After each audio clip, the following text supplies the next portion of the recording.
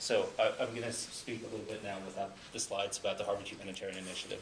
So HHI is an interfaculty initiative within Harvard University. And what this means is, first of all, let me explain the domain we look at. We look at the humanitarian field.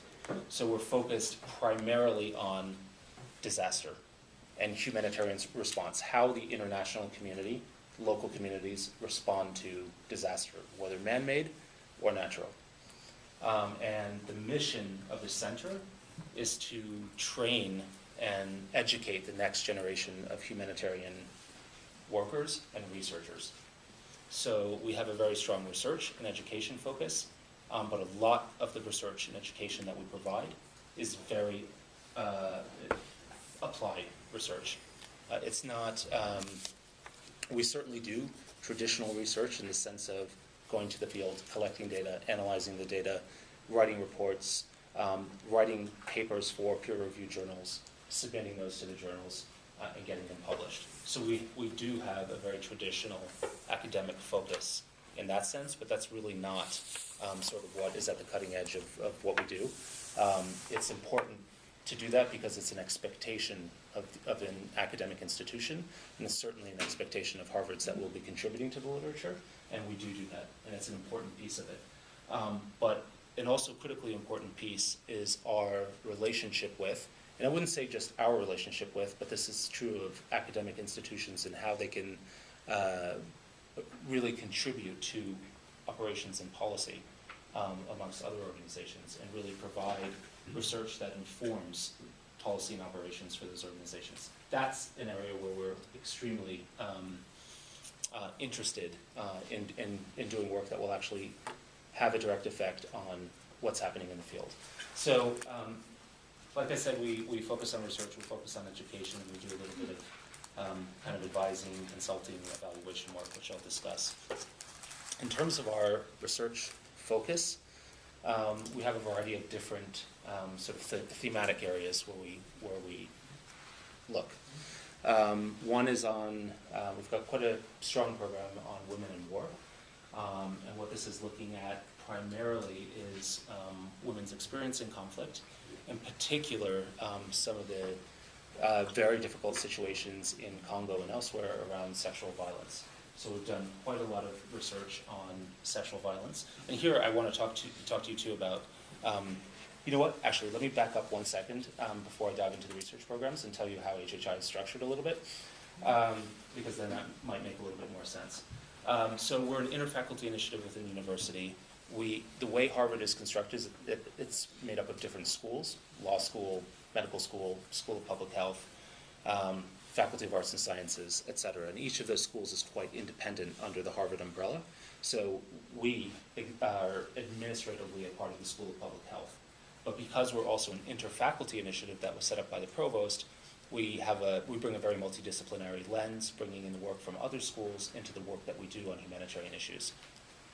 We've got a staff of about 15 full-time staff, and when you include all of our interns, fellows, and faculty, there's somewhere between 35 and 40 of us working in a variety of different contexts. So that's our makeup.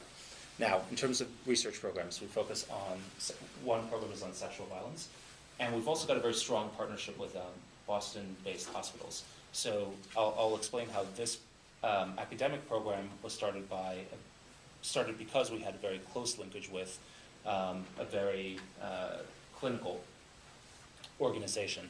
So out of Brigham and Women's Hospital in Boston, Brigham and Women's was providing clinical support to a hospital in Congo called Panzi Hospital. They were basically training doctors at Panzi Hospital to do fistula repair. That gave us access at HHI to clinical records, and we began a study on prevalence of sexual violence. And that really was sort of a practical entree into the field that gave us access to begin to be able to do some really interesting research. So we began with prevalence studies. We began developing relationships with local organizations, which is absolutely instrumental. Here's another sort of lesson for if you're going to be engaged in the field and do research in the field. There's no substitute for another two lessons. I guess that's going to be the theme today. One, develop close relationships with local organizations that have the trust, good reputation, and are actually providing relevant and good services on the ground. You need to be able to have, you can't provide that as an outsider. You can't just walk in and start doing that. You need to be able to work closely with local organizations. The second is, it's really important that it's really instrumental that research not be simply extractive. That is, you're not utilizing a population simply to get information in order to publish a paper. If people have that sense or have that feeling, it will be very difficult to get honest feedback in whether you're doing focus groups, individual interviews, no matter what your research methodology is. It's really important that whatever research you're doing has some tie back to, at least for us, in the domain that we're working in, the natural sciences. Okay, it's a different story. It's really important that people see that what you're doing is benefiting them, not directly, because it's great. Yeah, people would love to see a research report, but it's not really necessarily going to help. But if that research is informing the policy of organizations on the ground that are providing services and allows them to do it better, or is informing the policy of other governments and donors to provide additional funding in the right areas, then you are having an impact. So to do that, you have to have the trust of the local community, and you have to be able to explain how that entire process works and what your commitment to it is. Okay, those two lessons. So one of the research programs is Women and More. A second one is on vulnerable populations, looking at things like doing large population-based studies on things like transitional justice, security, how what people's perceptions are of their own governments and systems within a country. This is really a fascinating program, and probably the most interesting piece of it is a tool set that's been developed by the team of researchers that's working in this particular domain. And I'm sorry I can't show this to you on the it's a lot cooler to see than have me explain. But what they've done, and one of the things that we're really interested in doing is applying technology, not for technology's sake, but utilization of technology to really facilitate communication with the field and also to facilitate the research we do. So these particular researchers developed handheld tools that are really out on using an Android platform to be able to collect survey data in the field in austere settings. So they have, they're connected to solar chargers. They're really simple to use. It's really simple to train and build local capacity to go out and do survey-based research. It's really extremely useful because, for several reasons. One, it speeds up the time with which you're able to collect the data. Two, it's got GPS, so you can tell if your researcher actually went to the village where they were supposed to be collecting the data before you're 2 months into the data collection and realize the data is not good. So you can, if the guy went under a tree, in his neighborhood and spent 6 hours there, you know that. Three, you know how long the survey took. If it's a survey that's supposed to take an hour and a half and it took 5 minutes, you really reduce the amount of error right away on the front end. So that's one real benefit. The other benefit is that you can turn around analysis so much more quickly. If the data is already entered in the system, you can begin doing at least simple descriptive analysis on it, rather than having to come back, take paper forms, code the data, which takes months. And then the problem is that, especially in a humanitarian setting, it's too late.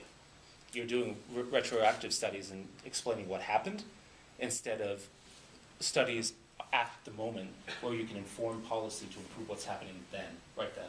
So technology is really in the humanitarian field, is really beginning to change the way research is tied directly to policy and operations. And that gap in time is condensing and closing extremely quickly. And it's going to provide all sorts of opportunities for people like you when you start at this point start looking for careers in the NGO world, in the UN world, in academia, in your ability to collect, analyze, and produce information that's going to have a direct policy impact much more rapidly than it did in the past.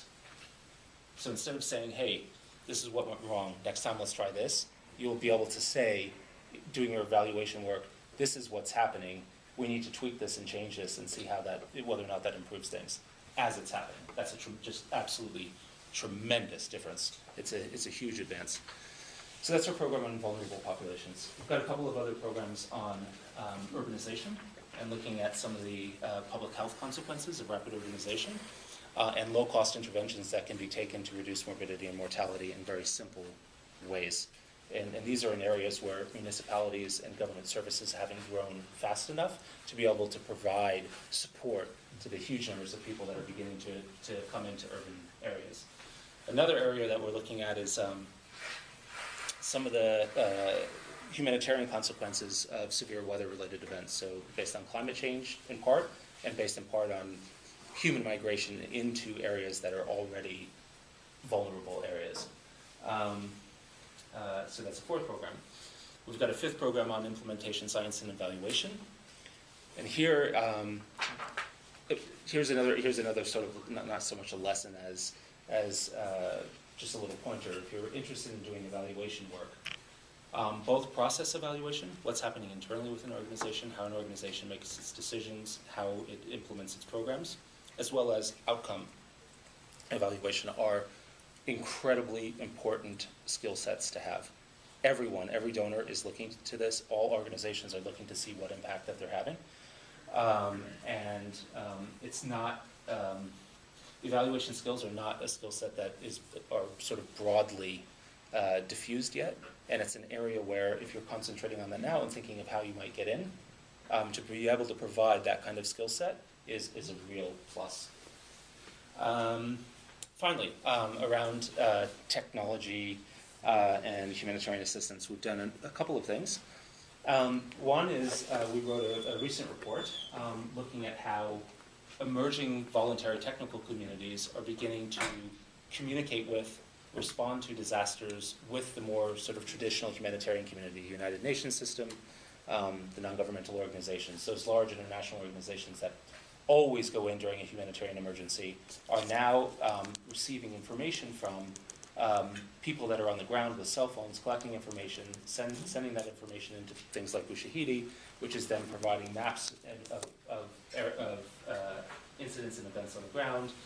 People are using Twitter, et cetera. Social media is being used in remarkable ways to talk about what's actually happening from the moment an emergency happens throughout the response. And it's an amazing opportunity to actually see from the affected community's perspective how effective the international intervention has been.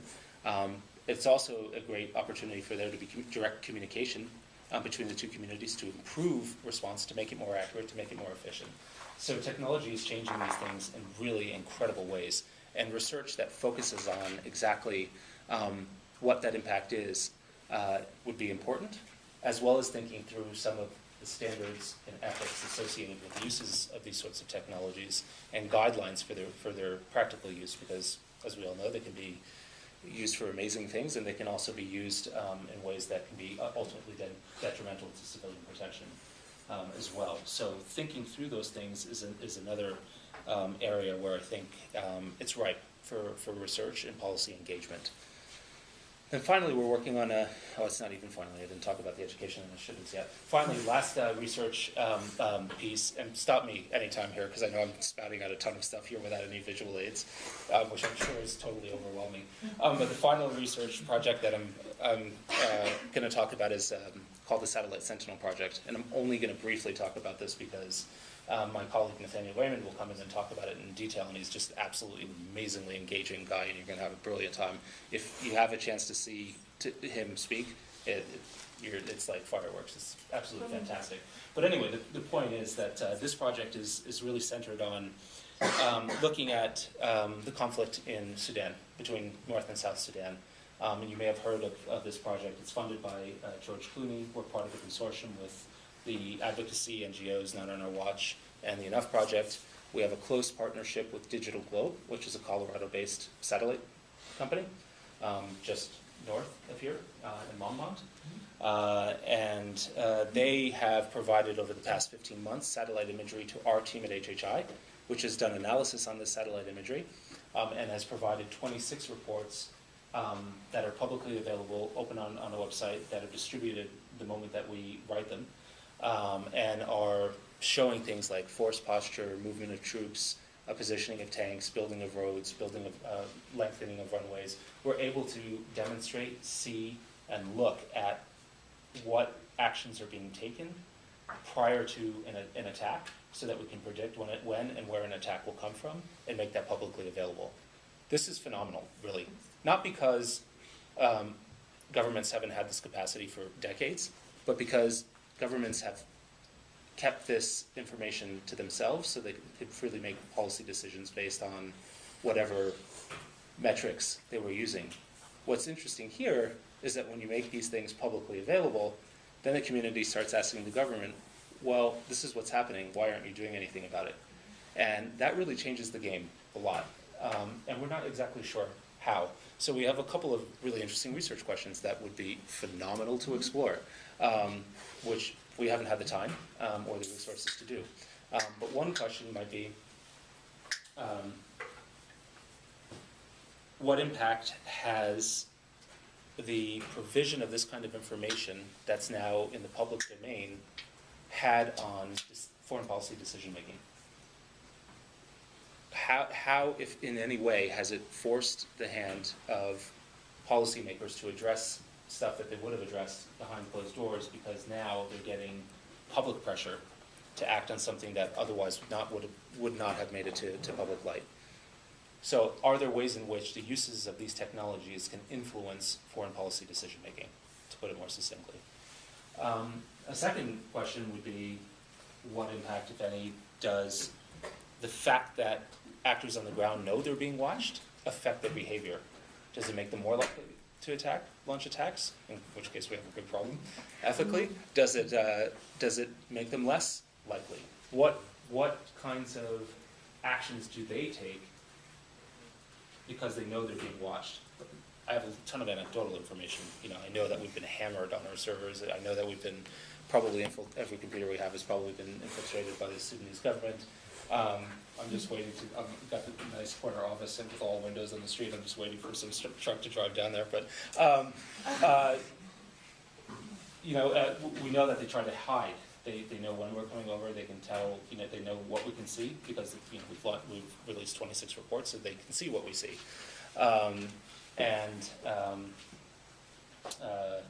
They've taken measures to hide stuff. So they try to hide their tanks with branches and covers to cover to make it harder to see. They've moved at different times of day than they did when we first started watching them. So there's all sorts of anecdotal evidence that just by the virtue of the fact that they're being watched is actually changing their behavior and decision making on the ground. But that hasn't been quantified in any way, that hasn't really been studied in any sort of way, and it's just absolutely ripe for research. One really interesting piece of this was just to show what an opportunity there is for students. We had an intern who was 18 years old, and it was him. He was the one that, looking at multiple images, was able to see across time. And this was visual. We're not using any sort of automated algorithms against the images. He was able to visualize that there was this little, there was a water tower. And that across the pictures, the water tower was there, and then it moved at one point, and then it moved back. So when it moved, you could see there was a hole, and around it were all sorts of body bags. So it was a mass grave that they hid under a water tower.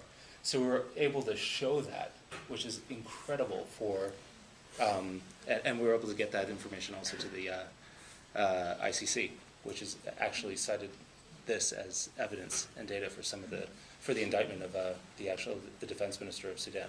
So you can do work that has a direct impact on policy, is effectively what I'm trying to say here. Yes? Do you think that the algorithms and stuff that you're talking about, do you think that they would have caught that same thing, or is it strictly visual? That's hard to say. I think, I don't know how good the government algorithms are. I think they're geared much more towards strategic military objectives, and not necessarily towards civilian protection. So the sorts of things they might be looking at might be different than what we're looking at. But so there's a couple of things that can be done here. One, it's extremely labor and time intensive. It takes a ton of people to do this kind of work, and it takes training and experience. So there's a couple of things that can be done here. Either you can automate that process, and use a machine, use algorithms, train the machine to be able to look for these things, and at least narrow down the number of things that you're looking at with human eyes. The other thing is to crowdsource out that entire function, so that you're distributing that labor across a huge number of people. You can distribute images to a very broad base of people and have multiple people with minimal training start to do that kind of analysis, and there's pluses and minuses to that. All right, I'm going to make this really brief because otherwise it's just too much. So that's the research piece of what we do. The educational piece that we're doing, we've had a course called the Humanitarian Studies Initiative course that we've run for like the past, actually it's older than the organization. Our organization was started in 2005. This course has been running since like 2001. It's really geared toward providing students both with the didactic lessons that they need, the field research methods that they need to be able to pursue a career in the humanitarian domain, with simulation. So we do like this huge simulation in the woods for 3 days. It's 150 to 200 people.